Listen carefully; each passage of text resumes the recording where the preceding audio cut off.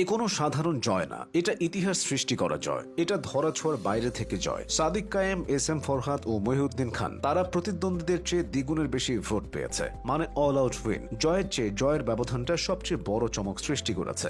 ডাকসুর ইতিহাসে এমন ঘটনা খুব বেশি ঘটেনি। ভিপি পদে সাদিক কায়েম পেয়েছেন 14,042 ভোট, ছাত্রদলের আবিদ পেয়েছেন 5,658, অর্থাৎ অর্ধেকেরও কম। জিএস পদে ফরহাদ পেয়েছেন 10,794 ভোট, আর ছাত্রদলের হামিম পেয়েছেন 5,283 ভোট, এখানেও দ্বিগুণ ব্যবধান। এজিএস পদে মহিউদ্দিন খান পেয়েছেন 9,501 ভোট, তার প্রতিদ্বন্দ্বী ছাত্রদলের মায়েত পেয়েছেন 4,254 ভোট, অর্থাৎ 5,247 ভোটের ব্যবধান। শিবিরের এই তিন নায়ক সম্পর্কে বিস্তারিত জেনে নিন। শুরুতে মহিউদ্দিন খান মহি, চোখে চশমা, পরনে পাঞ্জাবি আর চেহারায় ভদ্রতার ছাপ স্পষ্ট।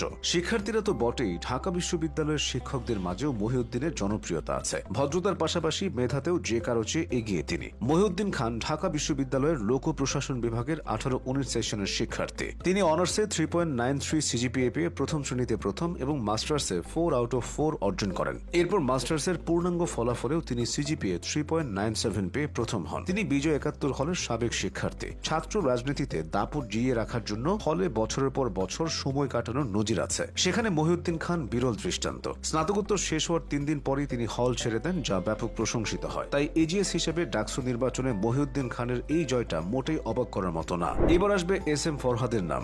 দেখতে সে ছোটখাটো, তবে তার দায়িত্বটা বিশাল। একজন ডিবেটর হিসেবে তার বেশ খ্যাতি আছে। কখনো তিনি বাম রাজনীতির সমালোচনা করেন, কখনো ছাত্রদলের ভুলগুলো ধরিয়ে দেন। আবার প্রতিপক্ষের দিক থেকেও ফরহাদকে নিয়ে নানা সমালোচনা হয়। তিনি সেসব সমালোচনার জবাব দেন দায়িত্বশীল আচরণের মাধ্যমে। ছাত্রলীগের সঙ্গে তার অতীত সংশ্লিষ্টতা নিয়ে প্রচুর সমালোচনা আছে, তবে ফরহাদের দাবি সেটা ছিল তার কৌশল। তিনি নাকি পরিচয় লুকিয়ে শিবির করতেন। ফরহাদের যে রুমমেট, যে তার সঙ্গে দীর্ঘ 4 বছর থেকেছে, সেও ফরহাদের আসল রাজনৈতিক পরিচয় জানত না। 2024 সালের 5 অগস্টের পর ফরহাদের পরিচয় সামনে আসার পর অন্য অনেকের মতো তার রুমমেটও অবাক হয়েছিল। ফরহাদ ঢাবি সমাজ কল্যাণ ও গবেষণা ইনস্টিটিউটের 2017-18 সেশন এবং কবি জসিমউদ্দিন হলের আবাসিক শিক্ষার্থী। ডাকসু নির্বাচনের জন্য ফরহাদকে তেমন প্রচারণায় দেখা যায়নি, অথচ তার জয়টা সহজভাবে এসেছে। সব শেষে আসবে সাদিক কায়েমের নাম। তিনি শিবিরের ফ্রন্টলাইনার। ডাকসুতে শিবিরের হয়ে প্রচারণায় তাকে সবচেয়ে বেশি সরব দেখা গেছে। সাদিক কায়েমের প্রচারণা ছিল একদম সাদামাটা, তবে জয়টা আসলো বড়সড়। তিনি এখন ডাকসুর ইতিহাসে শিবিরের প্রথম এবং একমাত্র ভিপি। মাঝরাতে সবাই যখন বিজয় উল্লাসের অপেক্ষায়, সাদিক কায়েমকে তখন নামাজরত অবস্থায় দেখা যায়। ভিপি হওয়ার আগে সাদিক বলেছিলেন,